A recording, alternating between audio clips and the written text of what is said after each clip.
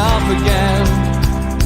But it's the only way you're ever gonna learn. You look back and it's all in the past. I'm dwelling on the... Good evening and welcome to NUFC Matters with me, Steve Wraith, and Tuesday night it is Liam Kennedy night. Good evening, Liam. Evening, how are we doing? Yeah, good to see you, mate. Good to see you. And as always, plenty to talk about with regards to Newcastle United and England at the moment. Big game tonight for England, although qualification into the later rounds is more or less sorted now for us and Wales. It'll be interesting to see what happens with Scotland, of course. But get your questions into Liam. Plenty of questions, I'm sure, on potential transfers, on the takeover, and possibly on planes. You never know what Liam might be able to tell us about airports and planes landing behind each other. The funny thing about planes, actually, I'm acting like I'm on holiday. I've got a day off from work tomorrow. England are playing tonight, and I might be turning 34 by the morning, so I'm doing a Mitch here. I'm going to have myself a little beer. I'm going to have myself a little beer while I chat to the lads and the lasses tonight. Is it your birthday tomorrow then? It is, yeah. 34 tomorrow. It's a pretty nothing. It's a pretty nothing age, Liam, isn't it? Really, it's not 30. It's not 40. Yeah, I haven't really told anybody apart from you guys out there. Good stuff. Yeah, all right. I thought I'll sit and have a beer with you tonight. Very good. Glad you did it, mate. And I'm just stopping in the house watching the match. Are you got anything planned tonight? Or are you just staying in and watching it yourself? Well, what we've got in our house, because I may have explained it on the show last week, that my son is like deciding now that he's a Scotland fan because he was born in Scotland. So I'm taking the other TV into the main room, into a living room. We're going to have like a dual screen on the go where we're going to have the Scotland game on one telly, an England game on the other. So, you know, me and my wife will be sitting cheering England on while he'll be sort of glued to the other television. So we'll put a spread out and stuff. So we're going to make a little bit have a good night of it anyway. Excellent, mate. Good stuff. Okay, well, let's get straight into the questions. As always, plenty coming in, and great to see nearly 300 watching already, which is great. So thanks very much for your support, as always. I always say it, we never take it for granted. What will count as success for Newcastle next season, says Stuart? Success for Newcastle, I suppose a lot depends on what happens with the ownership. Let's just basically say that Newcastle aren't going to be taken over, and answer it on that basis, that what would represent success. Under this current model, probably about where they finished. Newcastle United as a club has to be pushing towards the top half of the Premier League. That's essentially where it belongs. But under this current model, I think success would represent a lower mid-table finish. And that's seems really crap to say, but a decent cup run and a mid-table finish, I think, is the limit as to what we can really expect to achieve under this current model. And I don't think it's going to be a massive transformation in terms of transfers and stuff and squad makeup this summer. So that's kind of why I would say that success, the idea of success, probably has to be tempered a touch. I don't want to be saying that. The last thing in the world I want to be saying, because I know, as most people watching this program out there as well will know, what Newcastle United can be. What we want it to be, and it isn't this. So yeah, I think really, let's be realistic about it. As long as they avoid relegation, have a decent cup run, that's seen as success. Well, as long as they avoid relegation, that's what's seen as success with the club. I think Steve Bruce got himself in a big muddle last season, and I think he blended together the idea that the club expect more. But it wasn't. It was him. He hopes for more, but the club expect to just avoid relegation. He wants a little bit more than that, and we want a lot more than that as well. So, but I would say if they finished in and around the same place next season, it's boring, but it's success. Yeah. Okay. Great question to kick off with. Chris says, Steve, Liam, question to both of you. If Rafa's not available anymore, who would you both like as the new manager if the takeover goes through? I said Mourinho last night on that show that we do on a Monday with Holly. I would happily take Mourinho at Newcastle if it was, anybody in the world. I think his relationship with Bobby Robson, his affinity for, the club whenever he's come back, his respect for Newcastle United has shone through. And I think Newcastle and Mourinho might be a decent mix. There's always pressure, coming to Newcastle, I guess, for anybody. But if anybody can handle it, Mourinho can. So that would be my selection. Steve, I'm going to be boring myself here and say you've absolutely hit the nail on the head. I've said it for years. I've always believed that he would end up in Newcastle United one day, and I still stand by that. I still think he will. In some guise, in some way, shape, or form, I think he will. He's got that passion. He's got that heart. He understands what it meant to Sir Bobby. He understands Newcastle United in that sense. And I think he would come here and you would see Jose Mourinho Mark II. I think you would see an absolute beast of a manager if he came to Newcastle United. I think we would absolutely buy into him as well. His swagger, his arrogance, just everything about him. Would absolutely love him for it. But look, what I would say is Rafa not available. We'll have to wait and see. The information we were getting was that it was possibly getting close to a done deal. Doesn't seem to be that way now. Is that Everton having a little bit of a rethink because of the supporter reaction? That's purely speculation, but it certainly seems to be that way. He may well still end up as Everton manager, but it looks like they're casting the net far and wide. It's been quite an incredible summer, really, in English football. When you've had Crystal Palace going to appoint 3 managers, you've had Tottenham going to appoint 6 or 7 managers, you've had Everton on the verge of at least 2 or 3, and none of them are sitting here with a manager yet. Quite an incredible summer. I think Nuno's got a big part to play in that. I think anybody who's listened to me before and hear about talking about the idea that Wolves became Jorge Mendes FC, and I mentioned it on Twitter as well a couple of weeks back. You know then why Nuno comes with baggage and why managers, he isn't walking into these jobs despite having probably earned them with the performance that he's had at Wolves, is because you have to take what comes with it, and it's the baggage, and it's something that has made Everton think twice, it made Crystal Palace think twice, and it's also made Tottenham think twice at times as well. But I think he might end up with one of them, but it's the one that's most willing to accept the baggage that comes with it. But I think there's lots. I'm not so hung up on the idea of it having to be one person. I think the Rafa situation over the last 7 days probably taught to maybe be cautious on that front. I could name 50 managers off the top of my head. Well, that's a bit many. I probably couldn't name 50 off the top of my head, but you can name a league list 50 to say who would be more progressive and better than we've currently got under new ownership. So I'm not going to get myself too hung up on the idea of one particular person, although I stand by the fact that Rafa is a big part of their project, was a big part of their project anyway, and knows the club, could walk in with a massive head start on any manager because he knows exactly what's needing done, because the plans he put in place, the plans he wanted and presented to the current owners are totally untouched. There's nothing happened apart from the gym being expanded a little bit.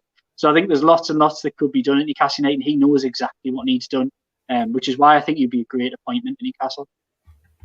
Yeah, I mean it's no surprise to hear us go on like that. I think it'd be interesting to see what a lot of people in the chat feel. But get your comments in. Who would you like to see? If a takeover was to go through and Rafa wasn't available, but I do still feel Rafa is still the main man if it goes through.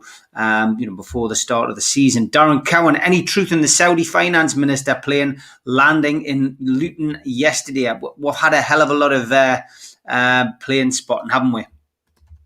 Yeah, there's been a lot of that, and I've urged caution on that front on here before. I'm not about to shoot down what people are saying, but just be very, very cautious as who you believe in this process. Plane spotting can be really useful, particularly around transfer deadlines, transfer windows, etc. But all I would stress is that there's in this modern age, there's nothing that can't be done. As me and Steve sit here now, digitally talking to each other, there's nothing that can't be done. The documents can be sent in ridiculously secure programs and signed and sent back off, and nobody gets close to them. There's nothing that can't be done digitally at the moment. So all I would ask is, why do these people need to meet? And when you're looking at all these plane spotting things, just ask yourself that question. Use a bit of common sense and say, does this really need to happen, or am I letting myself get a little bit carried away here because I want it so much? Which is what happens at this time of year. There has been a lot of positivity. A lot of that. Oh, he's gone. Okay, so gives us a chance, I suppose, to talk through the sponsorships while he gets his phone rejigged. Big shout out to Spider VPN for all your internet security. Then Google Spider VPN. They are at the top of your Google search, and they will protect all your passwords and everything like that. So get yourself onto Google Spider VPN. If you need help with protecting stuff on your computer, those are the boys to trust. Skipsandbins.com, another one of our main sponsors. Telephone 0800 25 45 25 3. Email inquiries at skipsandbins.com. Website www.skipsandbins.com. Easy contract, free and pay as you go waste collection. The lads have been absolutely superb over the last couple of months, and they have agreed again to stay on next month, which a big thank you to them. And I just want to show you that Sir Bobby is doing really, really well. He's now gone from football to cricket. There he is with his cricket bat, and he's got his pads on, and it looks like he's got some shorts on, which I know will please those people who keep asking why Sir Bobby hasn't got his shorts on. But big shout out to Scott and the lads down there. Also, thanks to qtechshop.co.uk, the makers of pool tables and snooker tables in Walls and Newcastle, and the guys who run our website, NUFCmatters.com, where you can buy all kinds of t-shirts, goodies, get onto there and have a look. And also a big shout out to John at Jab Signature, who makes all of our flyers. Matchday Bucket is operational. NUFC fans, foodbank.co.uk. That is where all the money goes to, and they are running it like an England theme. So it's NUFC fans, foodbank.co.uk. Make your donation tonight when the England game is on. All donations get you in the raffle for winning the watch, which will be drawn. The winner will be drawn on the 6th of August at the NUFC Matters Charity Pool Night, which is being run by QTech. And don't forget, plenty of shows coming up the rest of the week. The Retro Show tomorrow night will feature me, Steve Hasty, Neil Mitchell, George Mitchell, Stu Penman and Steve Wilkinson as we look at matches between Newcastle United and West Bromwich Albion. And on Thursday at 6 o'clock at the same time, normally it's me, Gibbo and Supermac, but it'll just be me and Supermac this week, which I know sometimes goes down well with you in the chat because it gives you a chance to ask Malcolm a few more questions about his career. So that will be on 6 o'clock as well. And then back on Friday, pre-recorded again this week, we will have the Fab Four. So plenty to look forward to for the rest of the week. Make sure you tune in. And as I did say, an exclusive interview with Bruce Jones, formerly Les Battersby in Coronation Street, will be out this weekend. Thoroughly enjoyed talking to Bruce about football and about his acting career. So keep an eye out for that at the weekend. Plenty of questions coming up anyway from everybody in the chat. It's still, I say it again, 460 watching. Please hit the like button. Please hit the thumb up. It does do us a lot of good. Craig says, Liam, there's rumours that Arsenal want Woodman in any deal for Wilcock. Would you rather Woodman stays and we sell Darlow? Yeah, me and Holly talked about this last night on the show. Woodman is a potential, donate, as a potential man involved in the deal. Maybe he's a bit of cash donated to Arsenal in the sense of, and Woodman goes as a bit of part exchange. What do you think about that? Can you leave that question on the screen, Steve, just so I can come back to it? Because I want to just finish what I was going to say before. When I rudely left you all. The social media thing, I think everyone's feeling like there's a wave of positivity. There hasn't really been a lot of news. That wave of positivity has largely been coming from people growing arms and legs on tiny little things on social media. So again, I would just be really careful and letting yourself or anybody get carried away and led down the garden path by certain sort of maybe accounts, maybe certain pieces of news that come from the media. There hasn't been a lot happening. We're basically playing the waiting game at the moment. And with regards to the planes, etc., just be really cautious. Like, the question was, is there any truth in the Saudi finance minister's plane landing in Luton? I think if you look at the flight records, there is. But does that mean anything for the Newcastle United takeover? Use common sense and ask yourself that question. Craig, I'll come on to your question now. And with regards Willock, I think Willock's going to be one we probably don't find out a lot about till towards the end of the transfer window. The player himself will probably want some kind of decision, but ultimately he'll want to stay at Arsenal as his very first choice. if he's going to get a chance to get to play games. Could Woodman be used in any deal? Woodman is a player that's interested in Arsenal. Of course, we know his dad, who was at Newcastle United as a coach, was one of the goalkeeping coaches for one of the, I'm not sure it was the first team, but it was definitely one of the Arsenal sides. He's not there now. I think he's actually manager of non-league Bromley, I think, if I remember rightly. I think that's where he went. Somewhere like that, the division Hartlepool used to be in. Could he be used as a make weight? I think the decision on Woodman might kick down the long grass to next season. He could easily be used to raise some cash in a really tight budget this summer, but I don't think they're going to think that short term. I think they'll probably, if I had to guess, and again, this is purely a guess because I don't know the exact thinkings and inner workings of Steve Bruce's mind and the club hierarchy, but if I had to put a guess on it, I would say the decision on Woodman might be kick the long grass for 12 months.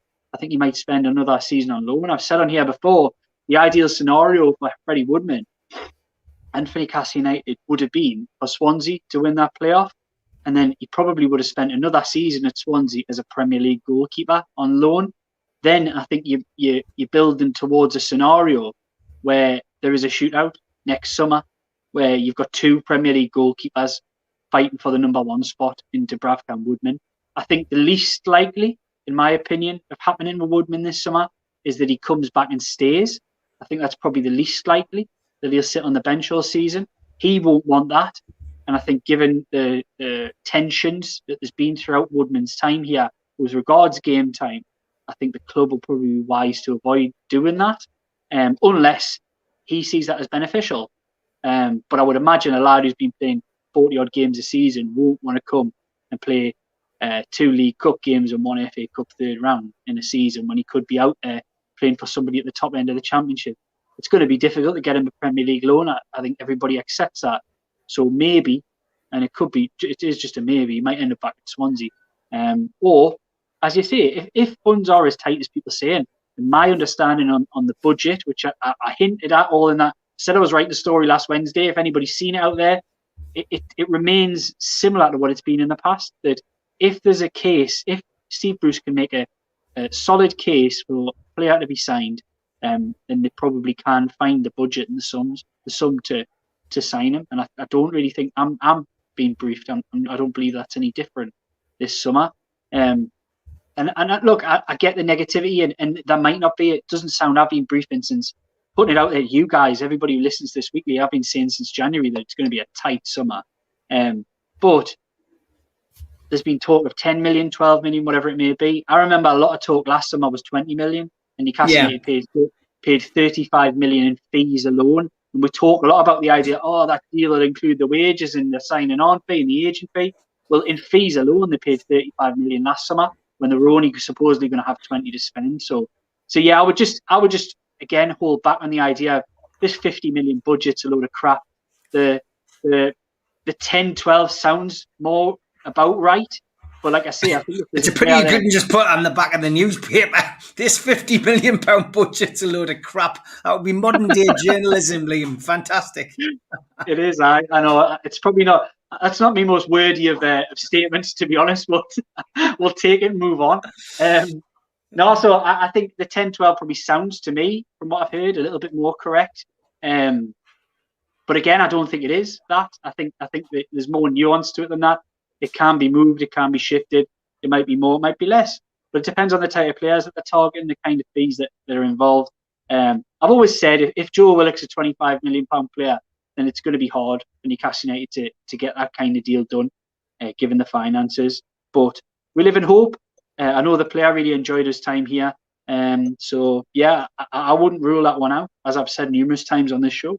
Are you, or Adu, or however you want to pronounce it? Everybody knows my pronunciation with some of these foreign names isn't fantastic. But is there any truth in this? Is there any more legs in it? It's been mooted for a few weeks now. Darren Cowan says he's no better than what we have now.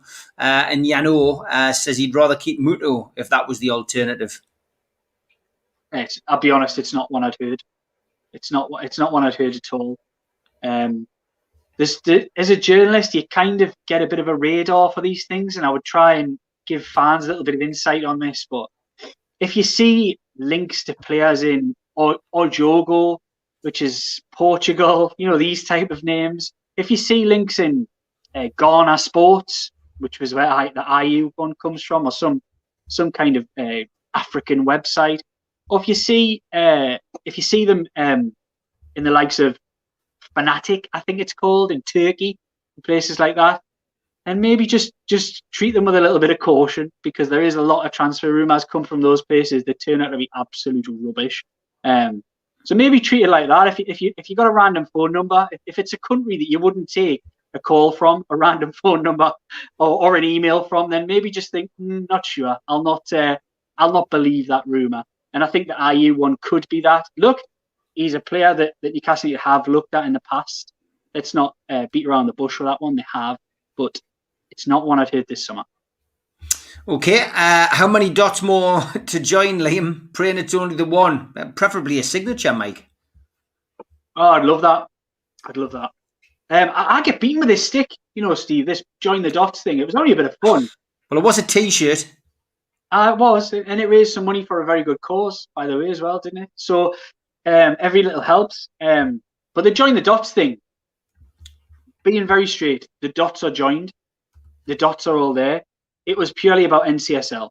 But the dots on the takeover, I don't know. I think we're probably, in an ideal world, we're a couple of weeks away from knowing exactly what happens. But we've not been living in an ideal world when it comes to the Newcastle United takeover. There's been so many ups and downs, more downs than ups. And we've just got to hope there's an up at the end of it.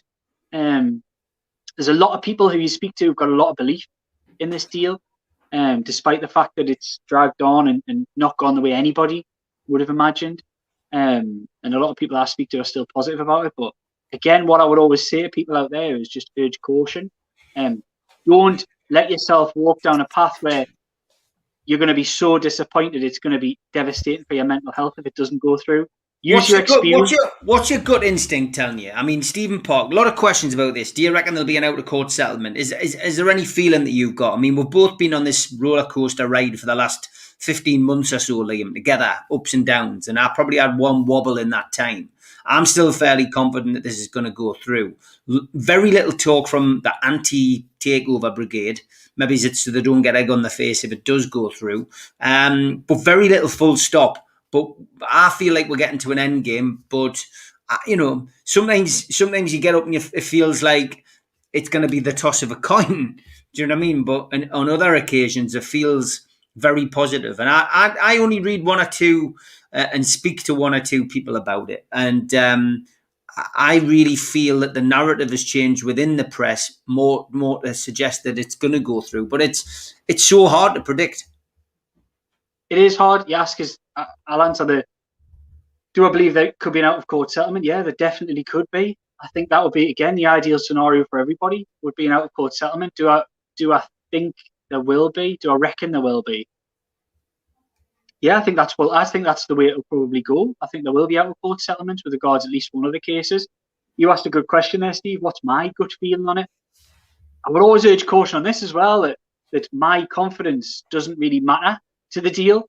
I do speak to people, but my confidence is largely irrelevant. But yeah, I'd like to think that we will have new owners. I'd like to think that at least the one thing we've been taught over the last 15, 16 months is that I was never sure Mike Ashley really wanted to sell the football club. I mean, absolutely no doubt now that Mike Ashley wants to sell the football club. I think that's the one constant and permanent thing we can take from this process, even if it fails, that he does want to sell the football club. And look, even if it goes really badly, and the naysayers who say that it doesn't exist and he only wants compensation, there could be an upshot from that. Maybe if that is the case, which I don't believe it is, if he only wants compensation, imagine he gets a significant amount of compensation for all the losses that he's suffered. Who knows? He might drop the asking price for the club, and we might still get new owners if this doesn't go ahead as everybody hopes. So I'm optimistic that we will have a landscape without Mike Ashley, and I'm very, very hopeful. Is that's what I'm going to call it. I'm very hopeful that we will get a PIF majority shareholder with PCP and the Rubens at Newcastle United. Saying when that'll happen, I'm not sure. Okay, good stuff. That's that's the best we can give you, really, folks. Apologies if you're expecting something more, but that's where we're at. Dave Harrison says, "What do you think about UEFA's refusal to allow the stadium to have the LGBT colours tonight?" I haven't heard this story, Dave, so you're catching me a little bit unawares. I've been quite busy today, but any decision like that bucks against common sense for me. And would it really make much of a difference? I think that's bang out of order. And I think we're in the middle of Pride Month, or at the back end of Pride Month, aren't we? I'm not sure whether that's a UK thing or whether that's a global thing. So you'll have to forgive me ignorance on that, Dave. But I don't see why that should be an issue at all. It shouldn't be, Steve. Should it? It shouldn't be an issue. It's not. It's not religious. It's not political. I think they're showing weakness on this front, and they're trying not to offend the opposition, because I know there was a lot of opposition from the Hungarians who are playing tonight in that stadium. So yeah, I'm not going to go into too much detail about it, but yeah, I think UEFA have been weak, and ultimately, I think what the hell is wrong with that? I mean, there was an investigation into. Was there an investigation into a German player? Was it Manuel Neuer with the armband, the Pride armband, that kind of thing, and they had to drop that? It's just all pathetic. I mean, it's not political. It's not harming anybody. It shouldn't be offending anybody. If that's offending you, you probably need to have a look in the mirror. That would be my say. What are you offended by? Just let people be. Let people get on. He's not making a political statement. Nor are the Germans by showing their support for a cause. And they're not.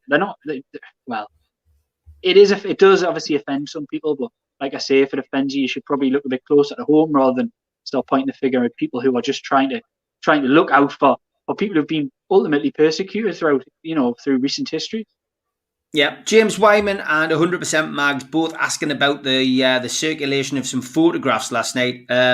John from QTech put them out of the new strip, the potential Castoria strip. Now, I've got to be honest, I'm not 100% sure, again, whether they're accurate. I haven't even bothered downloading them, because we went through this about 3 months ago, I think, with similar photographs circulated, which were supposed to be the new script and looked awful. And I think we had one about a month ago with an older fan, shall we say. It looked like somebody's grandma standing in the front room sticking a top on it. We're not getting sucked into this again. I think the ones that were circulated last night looked absolutely awful. And I remember the furore over a strip years ago when they had thinner stripes. I think it was when Scott Parker was playing. And I just don't like it. If it's predominantly white and less black and, not as black and white, it doesn't look right. The worst one has to go back into the late 80s, early 90s, when the actual stripes weren't actually the same size. It was a green-all strip, I think, but it was awful. The barcode kit. The barcode kit, it was bloody awful. But yeah, I'm not a fan of them, Liam. I mean, I presume you haven't had any confirmation that they're genuine. I know I've been sent proof by somebody out there that these were pictures that were circulating in November last year.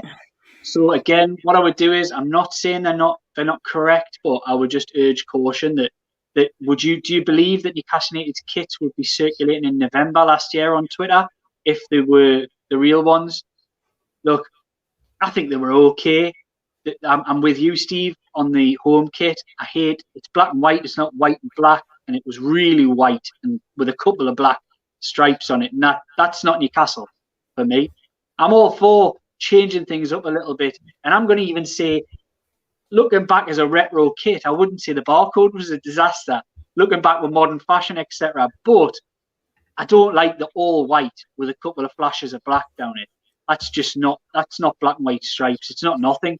So no, I don't know. They could be real. I've had no confirmation to say they are or they are not.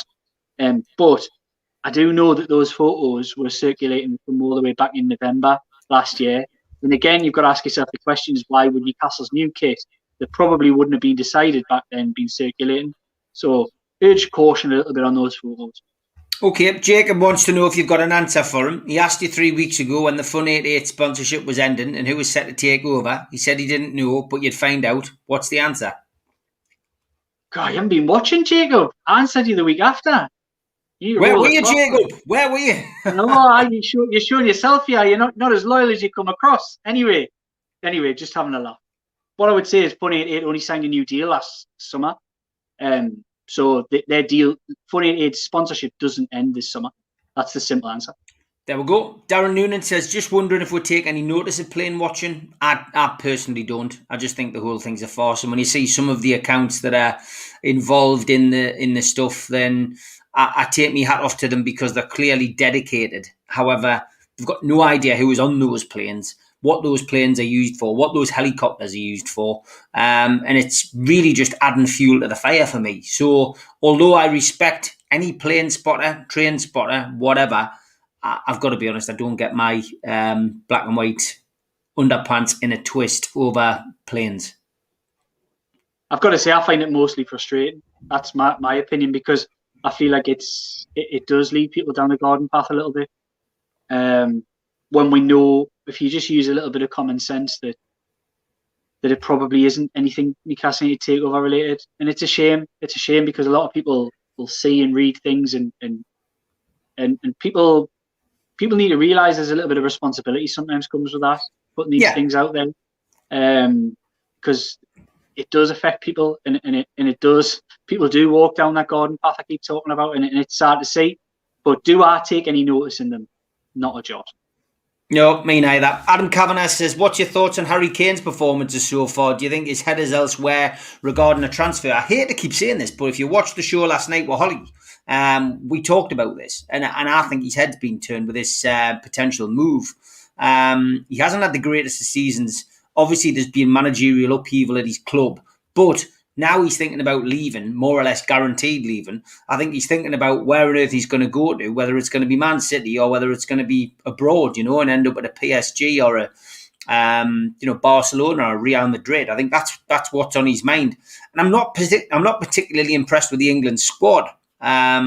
Wouldn't say we've been horrendous at all, not by a long shot. I just don't think this England team has quite gelled as well as it could have done, and that might be down to the fact that I think Southgate's been a bit more of a tinker man. But I can't say I've been impressed with Harry Kane. I've been quite disappointed. But what is the other option? Calvert-Lewin, sticking him in? I'm not sure, but I haven't been impressed. Answering your question, stick with Harry Kane. He is one of the best strikers on the planet.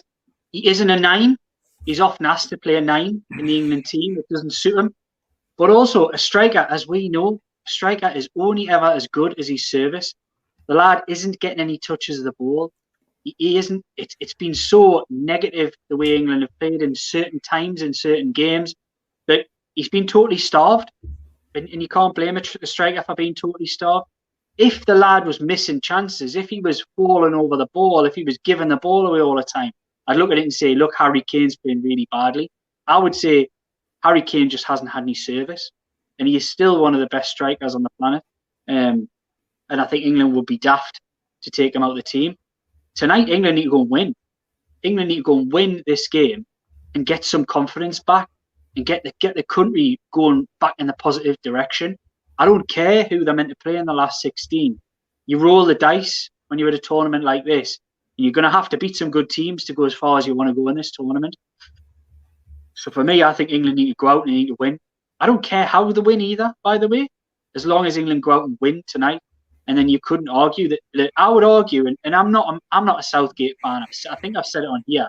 I think he's tactically inept. I look at that Scotland game, and at 60 minutes, it was crying out for him to change the team, crying out to bring some fresh impetus into that team. And he was incapable of doing it. He just went Foden and Grealish. Like for like, Foden wasn't getting the ball, so Grealish wasn't going to get it either. He didn't change anything. And I think if England fail, this could be the stick that will be used to beat Southgate with, and rightly so, that, wow, look how wonderful your bench was, but did it make any difference? No, none at all. There is players there. I mean, there's rumours that Saka is going to play tonight. I like him. I think he's full of energy. I think he's got pace. I think he'll bring a different dimension to a forward line. Rumours that Grealish will play. I mentioned on here that Sancho, I think you've got a player there. I'm not a Bundesliga aficionado. I'm not somebody who's an expert in German football, but I'm expert enough to know that I see a lad who's a bit of a winger, He's got pace. He scores goals and creates goals with his left and his right from anywhere. He's a finisher. He can do everything. Give him a chance. Because Raheem Sterling hasn't been great. Harry Kane's been poor. Phil Foden is a revelation, but we haven't seen the best of Phil Foden. Nowhere near. And if you're just going to bring a Jack Grealish in for a Foden and play the same way and expect different results, then I think there's a problem there, because he's got a lot of good players in similar positions, but he seems unable to find a way around it. Jude Bellingham's another one that I look at. I think one of the big plus points, I may have mentioned it on the show before, was in that Croatia game. In the last 10, 15 minutes, he came on and it was an injection of energy, closing the gaps between players, didn't allow Croatia a minute. Why was that not brought into the game after 60 minutes against Scotland, when England started for 10, 15 minutes to lose that midfield battle?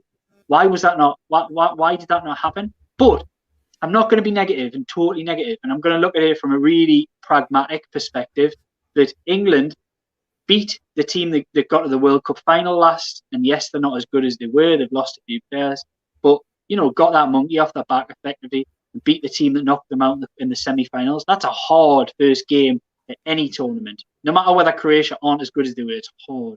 Then you play a local derby, which it was Scotland's. It was really nice of UEFA to hand Scotland a meaningful game at a tournament. It was really kind of them to give them a little cup final in the middle of a tournament where they'll probably go out and, might struggle to get another point. But England navigated that. And all the rubbish, I seen Ian Wright, and I'm not going to criticise Ian Wright too much because I love him. I think he's brilliant.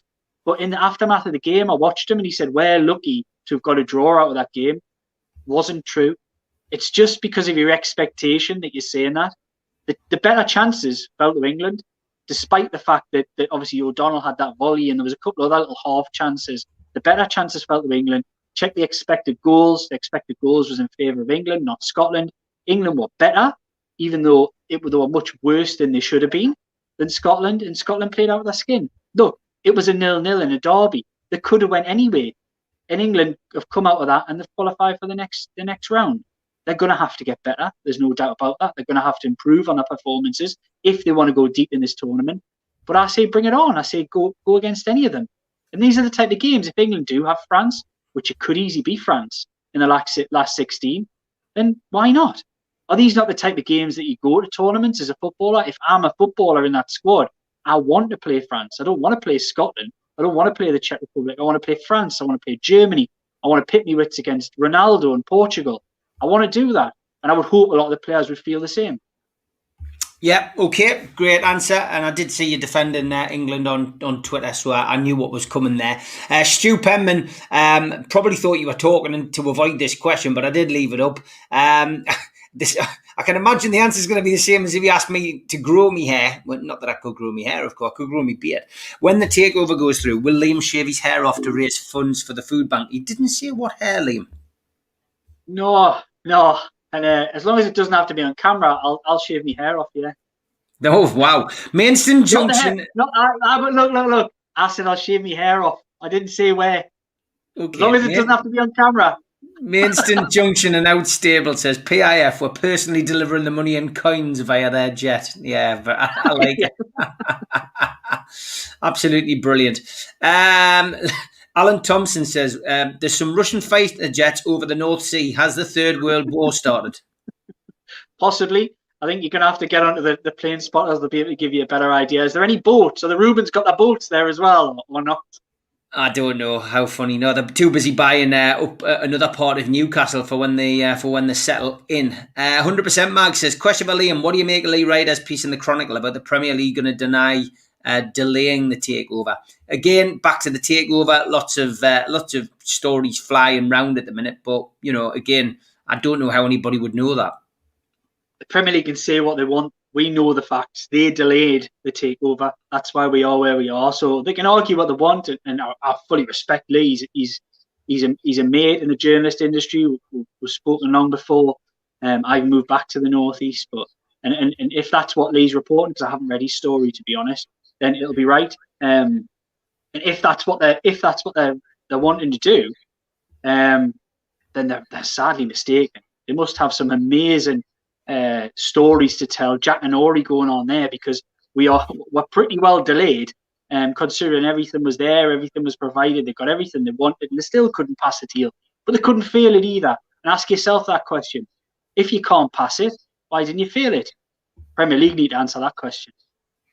Okay, Jacob apologises for missing an episode. He says, I was probably watching one of the 200 football matches. Okay, thank you. He says, if the takeover goes through, will Fun 88 remain, though, as gambling is gambling not against their beliefs? It's a good question. Who knows what will happen?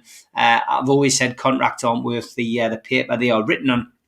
Life goals. I did get your lookalikes, by the way, so keep an eye out on Friday for that. Another wee thing, Liam, not fully related. If you accidentally use an image from Flickr without crediting the person, then they demand money, but you immediately delete that image and apologised, have you got any defence? I think you should contact Nick DeMarco for that, shouldn't he? I know. I might talk a bit illegal at times, but I'm no expert life goals. But what I would say is, surely just have a chat with the people. Just have a chat with the people and see if you can work this out. Steve, I think that's a weird question. This feels like it's going down like an agony aunt type thing. Is this what we're going to turn into in the summer? Well, maybe we'll have to, yeah. Jason Carter's got his NUFC Matters t-shirt. It had John Allen's name on it instead of mine, which is why it took so long. Much appreciated, though. Thanks. Glad you got it. Keith Patterson is on tonight. Hi, mate. He says, good evening, lads. Been listening as I was driving home. I think Liam's right. I think a couple of ACs are spreading unfounded positivity. Planes mean nothing at the minute. It's all down to the legals. And Sir Bobby is in. Sir Bobby's in saying, how can Black Lives Matter not be political and LGBTQ plus be political? There is no consistency again. Quite right. Kenny Ranson says, I read that a court in Madrid is doing something and all fines will be quashed for the ESL. Have you heard this? I've seen the stories doing the rounds, Kenny. And it doesn't surprise us. They'll not want to. They'll find their own legal loopholes and get themselves out of the mess that they created for themselves. But fingers crossed they don't. Fingers crossed they've tied themselves in enough knots to cause themselves financial harm. That would be good to see. I don't think anybody would be disappointed if that happened. Saka starts in the England team. I haven't got it up. Somebody, I'm sure, will put it up in the next couple of minutes. So if you've got the England team, send it. Tom Dixon, where are you? You're normally the man copying and pasting from somewhere and sticking them on. So get it up there, please.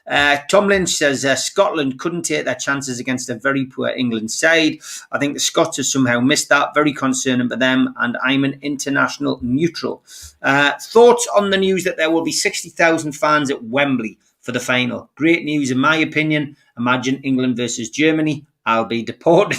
Jason, how awesome. 60,000 then, yeah. I mean, this after, of course, we were told that, basically it could get moved to Rome.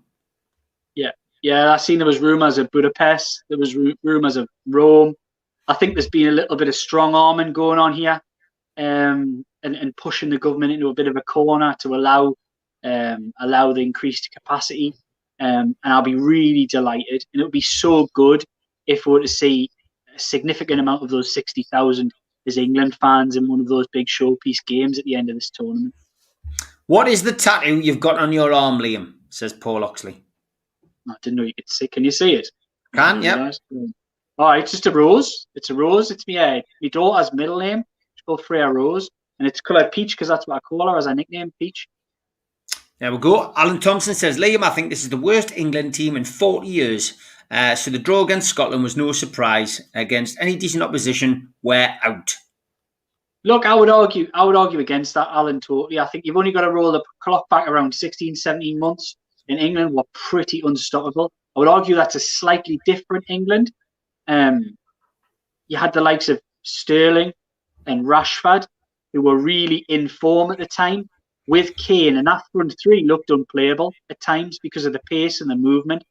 The problem that England have had, I think, going into this tournament is the likes of Rashford and the likes of and Sterling have really dropped off a cliff towards the back end of the season.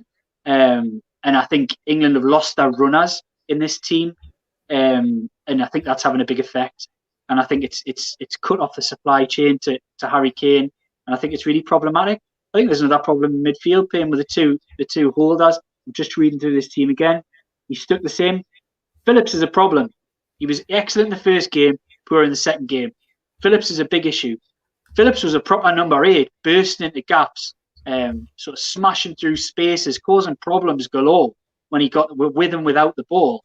And then suddenly reverted to just being a 4 who just sat there next to Rice, and they didn't need 2 of them against Scotland. So I think there's got to be, we want to see a little bit more from Phillips today, because Rice is in there to do that job. He's in the one there to sit and break things up. Phillips needs to turn back into the Croatia Phillips, and not the one we're seeing against Scotland. But I like the look of that team. It's got a little bit more. I do like the look of it. I like Saka coming in because, like I said, I think they need some kind of runner in there. He gives loads of energy. And I'd love to see Jack Grealish getting on the ball a little bit more, rather than isolated out on a wing, because that really doesn't suit him as a player. Southgate missed a trick. Willock was on fire at the end of the season, unlike Sterling. My bet on Holland is looking good, says Tim. I'm fancying Italy the more it goes on. I've got to be honest. I do like the way Italy play, and not the most...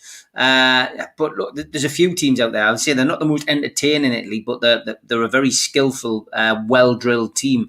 I think Holland, Tim, good shout. I keep saying don't write Belgium off at all, because Belgium have still got what it takes, I think. Going to be an interesting final games and build up to the quarters and the semis. Looking forward to it. John from QTech says, will be typical NUFC look takeover, completed Wednesday, World War III Thursday. Good, this is going on about the fighter jets still circulating. Colin Wilson says, Liam, what do you make of the Barcelona president accusing Liverpool and Man United of being the real founders of the European Super League? Bit of blame passing, but I think we all know that Liverpool and Manchester United were heavily, heavily involved in the setting up of this, and only got involved in the pullout when everybody else around them started crumbling in England. When it started with Man City and then went on to Chelsea and then Tottenham and Arsenal as well. But Liverpool and Manchester United were the main protagonists in England. I think everybody knows that. It's almost indisputable. So yeah, it doesn't surprise us at all. And obviously, what's the common denominator with those two? It's the American ownership, isn't it? Yep. And it doesn't surprise anybody who's watched this show, watched Friday's show, watched a lot of your shows, Steve, and heard people talking takeover and talking about ownership. Steve Hasty and Neil Mitchell are two guys who talk till the cows come home about this kind of thing. And they've been right at every turn, right all along. And they've always warned you about the American owners, and here we are, chickens coming home to roost. Yeah, chicken coming up to roost. Tom Dixon, thanks, mate. You didn't let us down. Always good. And Dave Harrison, he beat you to it. So thanks, Dave, for that. We don't need the team now, guys and girls. We have got it. But I'm pleased with that team. And I think that's a decent team. Saka in, Grealish in. Maguire's a big one, by the way. Maguire's a good one because Maguire's more of a footballer. He's still a bit of a big lump, and he's still a good defender, but he's a better footballer, much better, different league to Tyrone Mings. And although I would argue, I was really sceptical of Tyrone Mings coming into this tournament because I think he's got holes in his game galore, which, Joe Linton tore him to pieces when Newcastle last played them. So you have massive concerns. But I would argue he's probably been England's best defender in this tournament so far. But he doesn't give you the footballing. He doesn't, like when you've got sitters in midfield, you'll have a Maguire and Stones who can bring the ball out and play a little bit of football. I think that might make that little tweak might make more difference than people realise. Yeah, okay. Stu Flyboy says, sorry, I had to pop out for a second. Is our cat case still going ahead? The Premier League, we're trying to get it thrown out. Again, a lot of conjecture, a lot of rumours, a lot of stories being written without any full proof. I would always say with these kind of stories, check for quotations within a story, because if there's no quotation, it's hard to say who's actually saying this. It's rumour, counter rumour, a source. Somebody's directly quoted, I'd say, right, okay, well, I'm more inclined to believe it, but two sides to every story as well, and that's not what I've heard. But there's a lot of rumours flying around. So like me and Liam have both said, please be careful. Lots of people asking Keith stuff. I hope he's now got back in the house and not sitting at his car wheel having to deal with all this. But he says, somebody asking, is it likely that the cat case drags up any useful info before arbitration goes ahead? Again, it's just another thing that, people will ask. And Friday night show will be pre-recorded on Thursday. Join me, Keith, Steve Hasty and Neil Mitchell. We will be talking quite a lot about cat cases, arbitration and takeover, I am sure. So make sure you tune in then. Rafa Benitez is God, says France, Italy or Germany will win it. I can't see anybody else. Yano thinks Maguire's overrated. We're talking about putting Henderson in as well tonight, which, I don't think that would have been a great idea. Read a nice story about Mancini, that his biggest regret was not playing for Italy in the tournament, despite being in the squad. He's making sure every player gets game time. Great management. Yeah, he's cool, isn't he? I said this on the Holly show last night. He's cool, calm, and calculated, Mancini, isn't he? I liked him when he was in the Premier League. I did. That's the one thing that I would say Italy have really got in their favour, is that they have a manager who's managed at the elite level, the club level, and he probably has those tactical ideas, the setting up of team, etc., that I think Gareth Southgate lacks. And that's, I'm not going to be, look, Gareth Southgate has created a culture with England, which is a really positive culture, taking the pressure away, taking the expectation away, brought together a group of young lads who all respect him. There is a respect culture within that group. And I think there are positives to Gareth Southgate, but is he, well, what I would ask anybody is, if they're positive about him. And I think he's great. I think he's dealt with a lot of the off-field stuff really well, speaks brilliantly. But will there be, when his England adventure ends, which it inevitably will there be a queue of Premier League clubs waiting to appoint him? I would argue probably not. Yeah, I would agree. Lots of comments coming in. Last 7-8 minutes. Brian Parkins says, just came on. This might have been asked. It hasn't been. How far do you think England go? Yeah, I would agree with Liam. I do think there's life in the Three Lions yet. I don't think quarterfinals, semi-finals is out of their reach. But tonight's a big game. I think they need maybe to shut their doubters up tonight. So, a good performance tonight will maybe get people starting to think that it's coming home again. You know how fickle fans can be. So, yeah, I still think Italy will win it. I've put my neck out on Italy. That's who I think will win. I'm sticking with my original prediction. I think France are the best team in the tournament. They didn't show that in the last game, of course, but you don't win or lose tournaments in the group stage. And everybody needs to sort of maybe think that through sometimes. I mean, you look at previous winners. I've seen them detailed in a story that I shared this morning about Portugal, about Greece, about lots and lots of teams. There's not many teams come out of groups with 9 points and win every game like they should win every game. Doesn't always happen, but you don't win or lose tournaments in a group stage. You win or lose them when it matters. And I think the team that deals with the pressure of tournament football, the knockout stages best, will win this. And that's where I think maybe a Belgium might fall down, and where I think France really have that tournament experience. They know what it takes to win a tournament, and I suspect they'll probably do the same this time. Look, come on, act as if I'm wrong. Just my prediction, just my thoughts. But I think ultimately France. I think a lot of it's more about what France haven't done yet than what they have already done, because I think there's a lot more gears for them to go through. Yeah, imagine recording the show on a Thursday and the takeover goes through on a Friday morning. Yeah, Michael, it would be a bit of a bummer.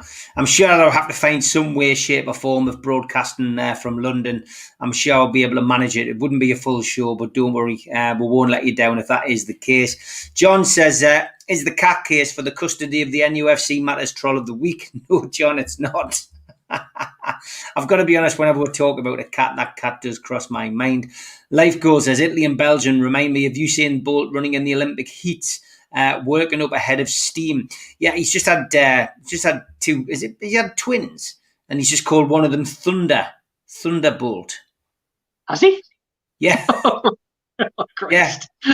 Thunderbolt. He's got to be a runner, hasn't he? He's going to have to be a runner with a name like that. It'd be fantastic. Imagine when he first put some running shoes on. He looked like he was running through treacle. Imagine he couldn't. He was dead slow, and your name was Thunderbolt.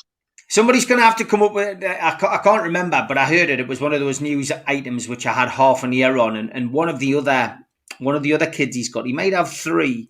Had another something else that was it not lightning. Lightning bolt. I'm not joking. I think these kids they've been christened along that line. But yeah, it's what's that? No, Mark, I'm not reading that out. It's Liam, I'll let you read it. Get away. Got to get up too early in the morning to catch me out, Mr. Byers. Mark Cooper says the big problem with England, they can't handle the pressure. They always bottle it. It is lightning, says Kenny. I thought it was. I thought it was. Yeah, we're getting all of this now. Saint Leo Bolt and Thunderbolt. Is that right, Cynthia? Yeah, Saint Leo Bolt. Yeah, that is it. You've got to use a name I can't pronounce, but it's no surprise. I know, says the other kid's called Nutsand. Nutsand. I thought that in my head, but I can't say that out loud. And John from QNEX says Liam could call one of his sons JF. JF Kennedy, JFK. Good dude. Yeah. My dad's JR Kennedy. He's close. All right, they JR from Dallas. No, I don't think he was ever in that. No, he was never named after Dallas. Sheikh and Vak. I love that name. Usain Bolt welcomes newborn twin sons Thunder and Saint Leo. So there you go. Yeah. Well, oh yeah, and there's the other one. Chris Hall says Saint Leo, Thunder, and Olympia Lightning.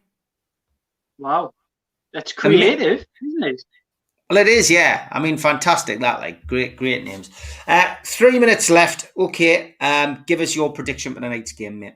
We've already had a few in. Somebody went 3-1 to England. There we go. Brian Mather, 3-1 to England.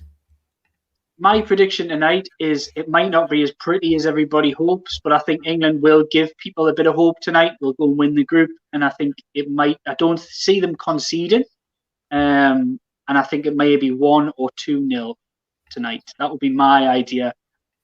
Then I think it'll be routine. I think they'll go through the motions a little bit, but it'll be more Croatia than Scotland. That'll be my prediction. Okay, I think England will win 2-0 tonight. I did go 1-1 last night, but I've just got a bit of a newfound confidence after seeing that team. So 2-0 I'm going to go for. Paul Sutcliffe says perfect week would be Rafa not going to Everton, the cat case going ahead, and then an out-of-court settlement as the Premier League running scared. I like the idea of Keith having a box for everything that he has done, which is a nice gesture. 2-0 England, says Kenny. Rachel just says, great show. Rafa Benitez, his God has gone for 1-1, which I said last night. So Bobby says 1-0 to England. John Ball, 1-0 England. Kane, very specific. Hope you're well, John. That would be really good to see, wouldn't it? I'd love to see Harry Kane getting the score sheet tonight. Keith Patterson's gone 2-0. Yeah. I'm in that kind of, I think 1-0, 2-0. I don't think it'll be the prettiest, but I think England will perform reasonably well and see the game out. John from QTech, 4-0. 2-0, says Jason Carter. Last question to the name that I can't pronounce. What can we expect regarding pre-season friendlies? Do you think we'll have any big names?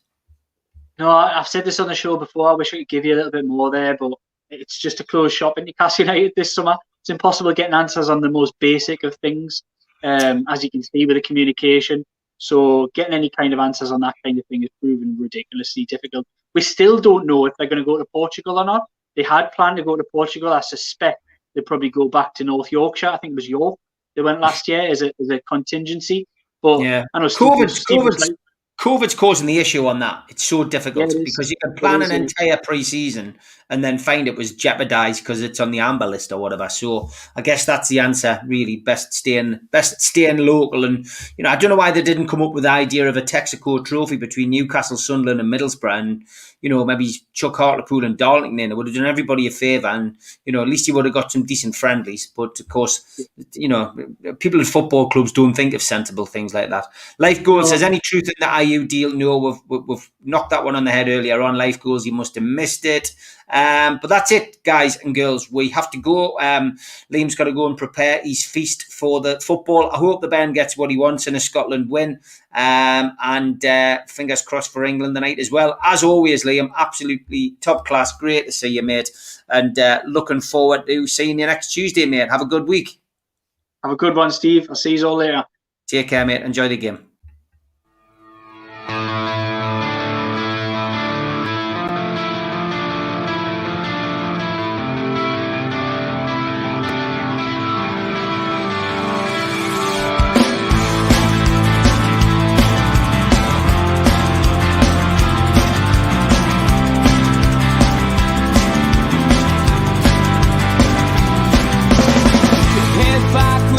Attack. I feel like I've been talking to myself again. But it's the only way you're ever gonna learn. You look back and it's all in